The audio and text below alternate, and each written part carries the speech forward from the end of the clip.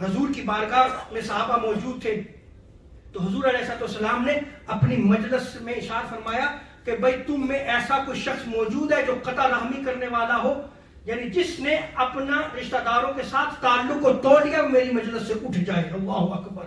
حضور نے اپنی مجلس سے اٹھا دیا اس شخص کو کہ اٹھ کے چلا جائے، وہ شخص جو قطع رحمی کرنے والا ہے، جو رشتوں کو توڑنے والا ہے، میری مجلس میں نہ بیٹھے۔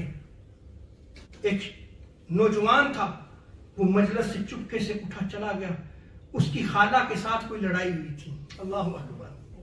خالہ کے ساتھ لڑائی ہوئی تھی، اس نے اپنی خالہ سے جا کے معافی مانگی، خالہ نے اسے معاف کر دیا، واپس آیا اور حضور کی مجلس میں بیٹھ گیا، تو آقا علیہ السلام نے ارشاد فرمایا کہ اس قوم پہ رحمت نازل نہیں ہوتی جس میں کوئی قطع رحمی کرنے والا موجود ہو۔ اور ایک اور روایت میں آتا ہے کہ اللہ رب العزت اس قوم پر فرشتے رحمت کے نازل نہیں فرماتا جس قوم میں قطع رحمی کرنے والے لوگ جو ہے موجود ہوں۔ آج دیکھ لیں ہمارا خاندانی نظام کہاں پہنچ چکا۔